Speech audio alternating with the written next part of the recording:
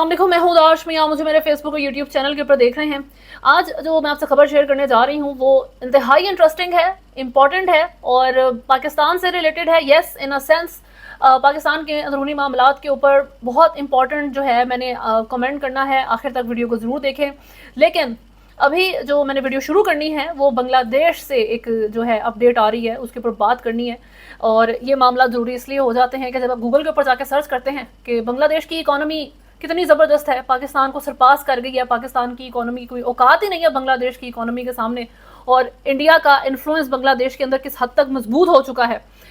ये सारी चीज़ें पाकिस्तान के लिए बैड न्यूज़ हैं। लेकिन एक चीज़ पाकिस्तान के लिए बैड न्यूज़ नहीं है, वो है जी ये देखना कि बांग्लादेश के अंदर इतना बड़ा ब्लंडर और इतना बड़ा एक मैं इसको क्राइम कह सकती हूँ हुआ है कि पाकिस्तान भी कहेगा कि चलो एशियन रीजन के अंदर हमसे भी कोई बुरे हालात में रह रहा है। और ये कोई हैप्पी खबर नहीं है। $14 बिलियन जो है एक्सपोर्ट जो रेवेन्यू होता है, जो आप मेंशन करते हैं कि इतना जो है आपका पैसा आपने इकट्ठा किया एक्सपोर्ट से, तो उसके अंदर से $14 बिलियन मेंशन ही नहीं हुए। $14 बिलियन गलत मेंशन हुए थे, वो एग्जिस्ट ही नहीं करते थे, वो गलत तरीके से लोगों को बताया गया, पेपर्स में मेंशन किया गया कि जी $14 बिलियन एक्स्ट्रा ऐड है, हालांकि वो आपके बैंक के अंदर, आपके मुल्क के अंदर मौजूद ही नहीं है। ये है जी बांग्लादेश से खबर।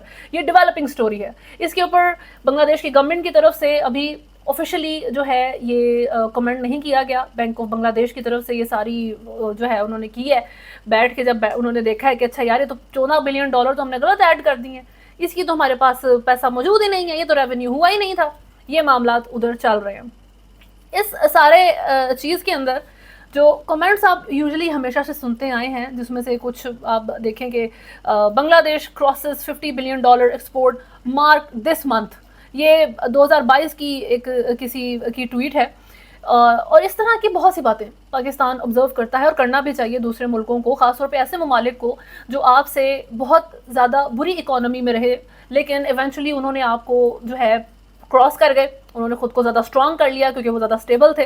तो इस तरह से पाकिस्तान का बांग्लादेश की इकोनॉमी के साथ एक कांस्टेंट कंपैरिजन हम देखते आए हैं। लेकिन इस तरह की चीज़ का रिपोर्ट होना कि $14 बिलियन कहाँ गया नहीं पता, मेंशन तो किया था। अब यहाँ तक चीज़ इंटरेस्टिंग नहीं रहती है, ये इट गेट्स मोर इंटरेस्टिंग। वैसे ये डेवलपिंग स्टोरी है, इसके ऊपर और ज़्यादा जो है अभी स्क्रूटनी होगी, इसके ऊपर और बात होगी, तो wait for that, hold on to that, आप इसको जो है फॉलो करें इस खबर को। लेकिन ये इंटरेस्टिंग ज़्यादा इसलिए होती है कि अभी तो ये $14 बिलियन से मुतल्लिक एक्सपोर्ट के सारे मामलात में जो है ये हैंड हो गया है पब्लिक के साथ, बांग्लादेश की आप कहेंगे हैंड हो गया। तो ये अभी की खबर है, ये एक दिन पहले की मेरा ख्याल है हार्डली खबर है। लेकिन उससे ज़्यादा चीज़ आप देखें कि ये मार्च 25 2024 में रिपोर्ट की जाती है कि बांग्लादेश कह रहा है कि पिछले 3 साल में हमें $14 बिलियन जो है हमसे जो है ना लूट लिया गया है, क्योंकि यूक्रेन वॉर शुरू हो गई और इस तरह की जो है गैस प्राइसेस जो है वो बढ़ गई दुनिया में और हमारे लिए जो है चीज़ें टफ हो गई, तो बांग्लादेश के लिए जो है वो पैसे हमें ज़्यादा खर्च करने पड़े, तो कोई $14 बिलियन जो है वो ज़्यादा खर्च हो गया हमारा। ये मार्च की खबर है, 25 मार्च की खबर है। एग्जैक्ट नंबर मेंशन कर रहे हैं कि $14 बिलियन एक्स्ट्रा बांग्लादेश जो है ना उसको स्पेंड करना पड़ा है या वो रॉब हो गया उससे।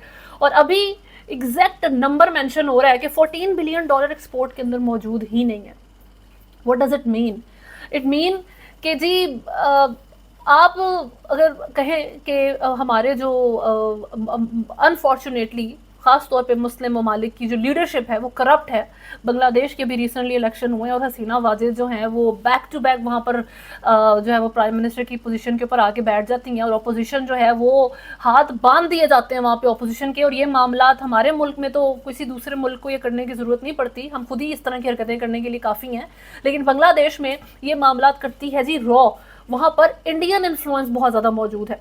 तो अभी ये सारी चीज़ आप कह सकते हैं कि क्या हुकूमत खा गई पैसे, कि पहले ही उन्होंने बता दिया था कि $14 बिलियन जो है वो रॉब हो गया हमारे से, हमें ज़्यादा पे करना पड़ा है, हमारे पर्सनल ख़जाने से जो है मुल्क के इतने पैसे देने पड़े हैं, तो हमें मसले आ रहे हैं। और उसके बाद आप अंदाज़ा लगा लें कि कुछ महीने के बाद खबर आती है कि $14 बिलियन जो है वो एक्सपोर्ट रेवेन्यू में मेंशन जो किया गया था ये था ही नहीं, ये ज़्यादा मेंशन कर दिया था। इट वाज रॉन्गली रिपोर्टेड ये बहुत बड़ी बात है एक मुल्क के लिए। और इसके लिए जो एक्सपर्ट्स हैं बहुत से, उनकी तरफ से कहा गया है कि इंटरनेशनल जो स्टेज है उसके ऊपर एक डेंट पड़ गया बांग्लादेश के ऊपर इस खबर के बाद, इस सारी चीज़ के बाद, कि किस किस्म की जो है हरकत हो रही है, कि किस तरीके से मामला चल रहे हैं। और इसके साथ साथ जो बांग्लादेश में एक और चीज़ है वो है जी इंडिया की तरफ से, इंडिया और बांग्लादेश का रेल एग्रीमेंट हुआ है जिसको बहुत ज़्यादा क्रिटिसिज्म का सामना आया है बांग्लादेश में स्पेशली, क्योंकि ऑपोजिशन की तरफ से ये बात की जा रही है कि ये एंटी स्टेट है मुआहिदा, ये गलत है और इस सारी चीज़ का फ़ायदा ज़्यादा इंडिया को होगा। बांग्लादेश ने क्या इससे फ़ायदा ले लेना है, या किस तरह की आप हरकत करने जा रहे हैं, जिसके ऊपर जो है आर्ग्यूमेंट मेन जो पेश किया जा रहा है वो ये है कि आप दूसरे मुल्क की जो आर्मी है, दूसरे मुल्क के जो सिक्योरिटी ऑफिशल्स हैं, ऑब्वियसली क्योंकि रेल उनकी है, उनका सब कुछ है, तो वहाँ पर उसकी प्रोटेक्शन के लिए वो मुल्क अपने ऑफिशल्स को भेजेगा। और वो फिर नॉर्मली तो हम नहीं अलाउ करते किसी दूसरे मुल्क की फ़ौज को या दूसरे मुल्क के सिक्योरिटी ऑफिशल्स को कि वो हमारे मुल्क के अंदर आए। पाकिस्तान की तरह तो खैर ये मामला गए हैं रिसेंटली, जब चाइनीज़ को मार दिया था गाड़ी में, किस तरीके से उनके ऊपर अटैक हुआ था, तो उसके बाद चाइना ने कहा था कि आप तो हमें प्रोटेक्ट नहीं कर पा रहे, तो नेक्स्ट टाइम से हम अपने चाइनीज़ ऑफिशल्स को प्रोटेक्ट करने के लिए अपने ही सिक्योरिटी ऑफिशल्स भेजेंगे, ये बात हुई थी। तो लेकिन अभी इस रेल एग्रीमेंट में इंडिया के जो ऑफिशल्स हैं, जो सिक्योरिटी ऑफिशल्स हैं, जो फ़ौज है या इस तरीके से जो भी लोग होंगे, वो बांग्लादेश में जो है वो वहाँ पर रिक्रूट हो सकते हैं, वहाँ पर रहेंगे, क्योंकि उन्होंने अपने उस रेल को प्रोटेक्ट करना है। बिल्कुल जो है ये एक जो कॉरिडोर आप इसको कह सकते हैं, और यही वर्ड इस्तेमाल हो रहा है, ये बनाया जा रहा है बांग्लादेश के अंदर से, अपोजिशन की तरफ से इसको सख्त बैकलैश आया है इसी बेस के ऊपर कि आप अपने मुल्क की इंटेलिजेंस भी कॉम्प्रोमाइज़ कर रहे हैं, आप अपने मुल्क की जो सिक्योरिटी है वो कॉम्प्रोमाइज़ कर रहे हैं। इंडिया को कब से इतना सगा हो गया है, इसके ऊपर हसीना वाजिद गवर्नमेंट का ये मौक़िफ़ है कि यूरोप को देखो यार आप जाके, ये उनका जो है ये काउंटर जो आर्ग्यूमेंट है वो ये है गवर्नमेंट का बांग्लादेश की, जो कि हसीना वाजिद की है, और उनके बारे में ये कहा जाता है कि ये इंडिया से इंतहा से ज़्यादा इन्फ्लुएंस्ड है, इंडिया बैक्ड है, दैट इज़ द रीज़न कि वो इतने सालों से जो है ना गवर्नमेंट पे बराजमान है। तो उनके जो काउंटर आर्ग्यूमेंट है वो ये है कि यूरोप को देखो यार जाके, वहाँ पे बॉर्डर नहीं है मुल्कों के बीच में, वो इतने ज़बरदस्त तरीके से जो है वो मामलात को चला रहे हैं। हम अपने बॉर्डर के ऊपर फ़ौज बिठा के जो है वो बिल्कुल बैन कर देते हैं कि जी इस मुल्क से कोई इधर एंटर नहीं होगा। ये है जी स्टोरी। पाकिस्तान का इसमें रोल क्या है?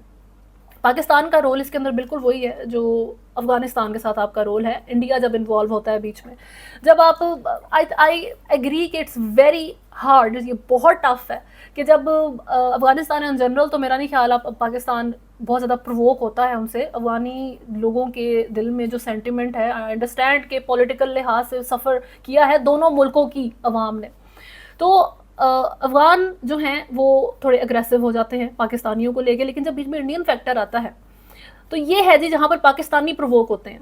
ठीक, वो अफ़गान को लेकर ऐसे इतना प्रोवोक नहीं होते। बहुत सारे पाकिस्तानी बड़ा पॉजिटिव सेंटिमेंट रखते हैं अफ़गान्स को लेके, और बहुत अफ़गान्स भी पॉजिटिव सेंटिमेंट रखते हैं, इसमें कोई डाउट नहीं है।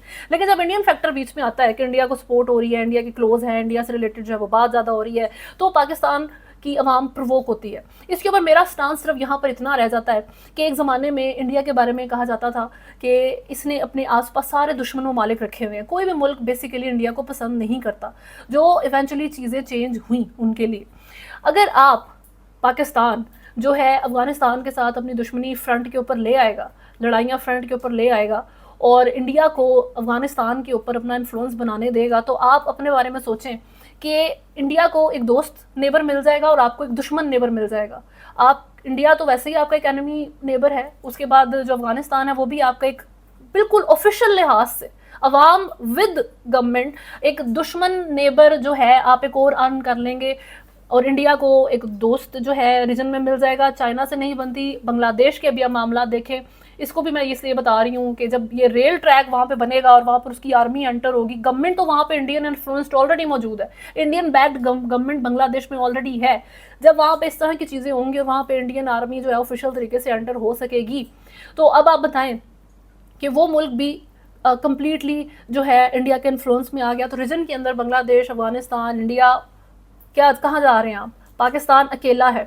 चाइना आपके साथ है, उसकी भी आप हाईएस्ट प्रायोरिटी से निकल चुके हैं, लेकिन पाकिस्तान के मसाइल वहीं के वहीं खड़े रहते हैं। आप क्या उम्मीद लगाएंगे? आपके अंदरूनी मामला आपसे सॉल्व नहीं हो रहे हैं, आपके अपने घर के अंदर इतने रोले हैं, आपने दूसरे मुल्क के अंदर क्या ही कोई इन्फ्लुएंस डालना है जाके कि आप ये सोच सकें कि हम इस मुल्क के अंदर क्या ऐसा काम करें कि हमें फ़ायदा हो। आप अपने मुल्क के अंदर ऐसा कुछ नहीं सोच रहे कि आपको फ़ायदा हो।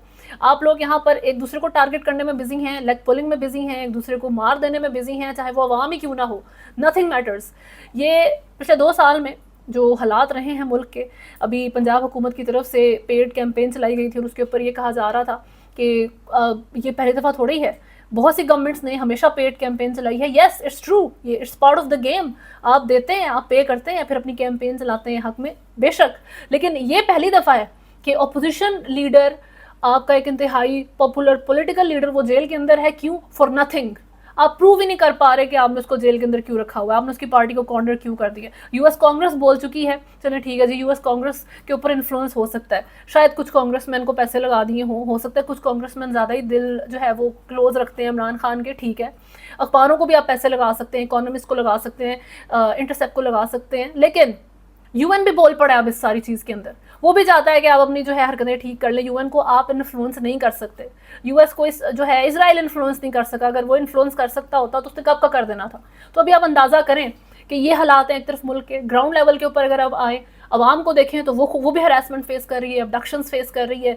वो इलेक्शंस हो, कोई मसला हो, वो बोल नहीं सकती, वो बोलती है तो कॉन्सिक्वेंसेस फेस करेगी। आप उसके ऊपर बैन लगा देंगे, सोशल मीडिया फायरवॉल लगा देंगे। आपने ट्विटर एक्स बैन किया हुआ है। ये है मामला पाकिस्तान के अंदर।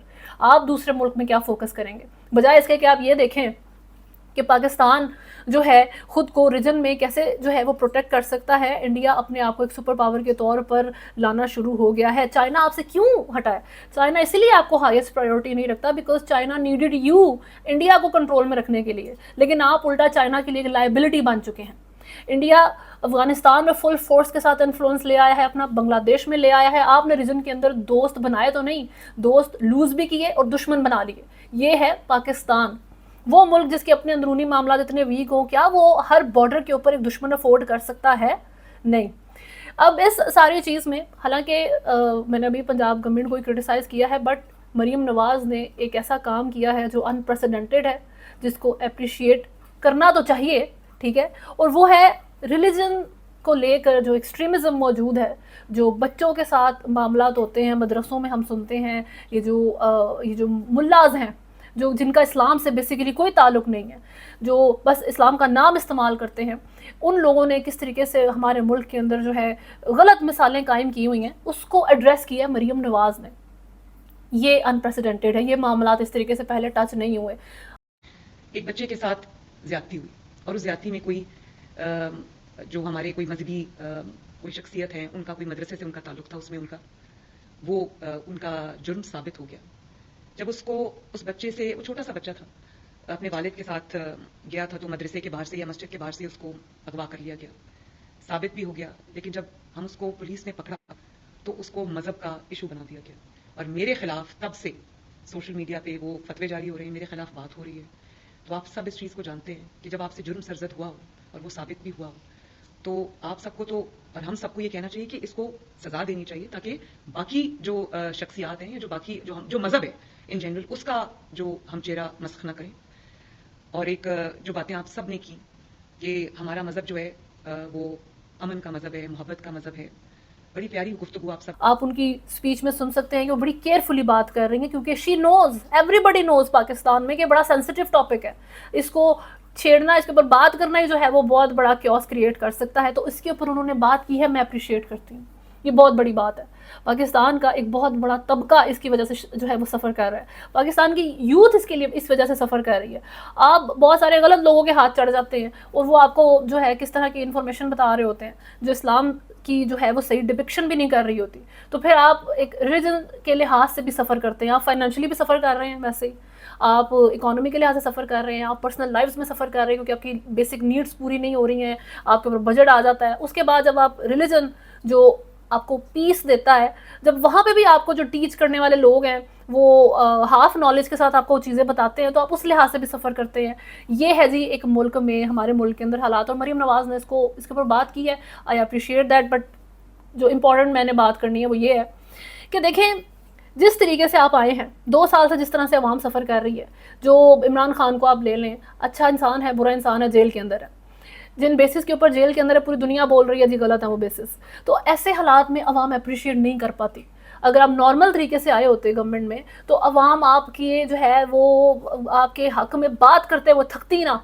अभी शहबाज शरीफ ने गाज़ा के हक़ में, इसराइल में के ख़िलाफ़ और पैलेस्टीनियंस के लिए जो है आवाज़ उठाई है, बड़े ज़बरदस्त तरीके से उन्होंने बात की है। लेकिन अगर वो नॉर्मल तरीके से, नॉर्मल हालात में प्राइम मिनिस्टर होते, पाकिस्तानियों की इतनी दिल आज़ारी किए बगैर वो प्राइम मिनिस्टर बने होते, तो आपकी इस स्पीच की वही वैल्यू होती जो इमरान खान की यूएन की स्पीच की वैल्यू थी। ये है डिफरेंसेस। अभी जिस तरीके से जब यूएस इन्वॉल्व होने की कोशिश करता है, चाहे उसकी कांग्रेसमैन इन्वॉल्व होने की कोशिश करते हैं और वो रेजोल्यूशन पास करते हैं, तो पाकिस्तान ने फ्रंट पे आके यूएस को शटअप कॉल दी। उन्होंने फ़ौरन से कहा जी हमारे अंदरूनी मामलात में आने की ज़रूरत नहीं है। अभी पाकिस्तान की अवाम तो मरती है ये सीन देखने के लिए कि आप एक सुवर्ण स्टेट होते हुए किसी भी दूसरे मुल्क को शटअप कॉल दे सके, लेकिन पाकिस्तान ने कभी नहीं दी। अभी आप दे रहे हैं लेकिन स्टिल मैटर नहीं करता। इस वक्त पाकिस्तान की अवाम को कुछ मैटर नहीं कर रहा, गवर्नमेंट कुछ भी कर रही है, वो उल्टा बैकफायर कर जाती है, गवर्नमेंट के अगेंस्ट चली जाती है। क्यों? बहुत से रीजन है, अभी मैंने आधे तो गिनवा दी हैं आपको, किस तरह से हरासमेंट, अबडक्शंस और बैन और ये और वो और ये सारी चीज़ें हमने बाय फोर्स की हैं इम्पोज पाकिस्तान की अवाम के ऊपर। तो दे डोंट लाइक यू। आपने स्टार्ट ही गलत तरीके से किया है। जब आप चीज़ को शुरुआत, आप उसकी फाउंडेशन वीक रखते हैं, तो फिर आप एंड रिजल्ट जो है वो बेहतर एक्सपेक्ट नहीं कर सकते इन सारी चीज़ों में। छोटी सी मिसाल, ब्लूमबर्ग की रिपोर्ट है कि Pakistan imposed a milk tax, now the dairy staple cost more in Karachi than Paris. जो ये आपका शेल्फ स्टेबल मिल्क है, ये जो आप दूध लेते हैं, ये इस वक्त इस सारी चीज़ की जो प्राइस है टैक्स लगने के बाद, ये फ्रांस में इतनी नहीं है, ऑस्ट्रेलिया में इतनी नहीं है, लेकिन जितनी पाकिस्तान के अंदर है। अब इसमें आप ये याद रखें कि जब इन डेवलप्ड मुल्कों के अंदर वो लोग टैक्स देते हैं ना, तो उनको आवाम को फ़ायदे मिलते हैं, उनको हेल्थ बेनिफिट मिलते हैं, उनको एजुकेशन का बेनिफिट मिलता है, उनको इंश्योरेंस मिलती है। पाकिस्तान में टैक्स दे के भी कुछ नहीं मिलता। यहाँ पर टैक्स दे के सिर्फ आप जो है ना अपनी किडनी निकाल दें, वो भी काफ़ी नहीं होगा। पेरिस, फ्रांस जो है, ये ऑस्ट्रेलिया वगैरह, जितनी अगर आपने दूध की उससे भी ज़्यादा प्राइस बढ़ानी है, तो यहाँ आप सैलरीज उस तरह की नहीं दे रही जैसे फ्रांस या ऑस्ट्रेलिया के अंदर या दूसरे डेवलप ममालिक के अंदर लोगों को मिलती है। सैलरी क्या दूर की बात है यार, आप लोग एम्प्लॉयमेंट लोगों को नहीं दे रहे, वो कहाँ से पे करेंगे सारी चीज़ें। ये है चीज़ें। अब आप जाके पैलेस्टीनियंस के लिए आवाज़ उठाएं, अब आप जाके यूएस को शटअप कॉल दें, या अब आप यहाँ पर रिलीजियस विजिलेंटिज्म के अगेंस्ट आवाज़ उठाएं और इस चीज़ को रोकने की कोशिश करें। पीपल जो है दे आर डन, वो केयर नहीं करते, उनको नहीं फ़र्क पड़ा, क्योंकि एक तो आप आए जिस तरीके से हैं, 2 साल से जिन चीज़ों से वो सफ़र कर रहे हैं, और उसके बाद जिस तरह का आपने बजट इन लोगों के ऊपर लगा दिए, दे डोंट केयर। ये है मामला पाकिस्तान के। और इस सारी वीडियो को ज़रूर आप आगे फॉरवर्ड करें, लोगों के साथ शेयर करें। कुछ चीज़ें होती हैं इंपॉर्टेंट जो लोगों की अवेयरनेस के लिए ज़रूरी होती हैं, लोगों को पता होनी चाहिए। अब ये जो बांग्लादेश की मैंने आपके साथ सारी स्टोरी शेयर की है, जिस तरीके से इंडिया इस देयर कि वहाँ पर अपने पंजे गाड़ेगा और पाकिस्तान अपने पंजे एक दूसरे के ऊपर गाड़ है बैठ के, किस तरह मैं जो हूँ ना इसको जो है ना मार दूँ किसी तरीके से। ये आप लोगों की जो है ना स्ट्रैटेजी है, इस तरह मुल्क चलना है। मैंने पहले ही आपको कहा था कि आप जाए जितने मर्जी, आप जिससे पाकिस्तान की आवाम जिसको सबसे बड़ी सेलिब्रिटी समझती है, आप उसको भी पैसे दें और उससे भी अपने हक़ में आप बयान दिलवा लेंगे ना, आप देखेंगे पाकिस्तान की आवाम ने उस चीज़ को बॉदर नहीं करना है, क्योंकि मुल्क दिहाड़ी पे नहीं चलता, मुल्क इन कॉम्प्लीमेंट्स के ऊपर नहीं चलता। आप बताएं कि कल का आपने क्या सोचा है, कल किस तरीके से मुल्क चलेगा, किस तरह हमने और पैसे बढ़ाने हैं। ना यहाँ पे एम्प्लॉयमेंट है, अर्निंग के जरिए नहीं देते और टैक्स आप बढ़ाई जाते हैं। खुदा का खौफ करें। बहरहाल अभी तक के लिए न्यूज़ में इतना ही। अगर आपने चैनल को फॉलो नहीं किया हुआ तो सब्सक्राइब करें, वीडियो को लाइक एंड शेयर ज़रूर करें। अल्लाह हाफ़िज़।